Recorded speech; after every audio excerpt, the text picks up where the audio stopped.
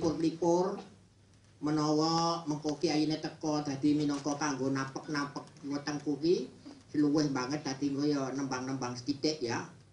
Lah nembang apa aku? Ya sak karepe ngono. Dadi minangka kanggo nglipur-lipur mengko bendarane mesti teka. Ya, kowe dhisik wae.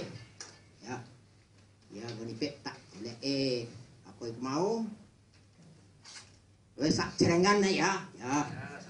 Sak jerengan ae. Kapan gonku mari kandrung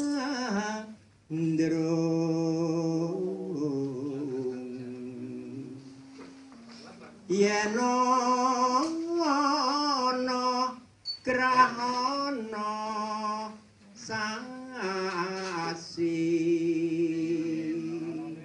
nurung lelintang ambyoreng rino rembulan ambyoreng wengi besok kapan poso ing selo mari kandro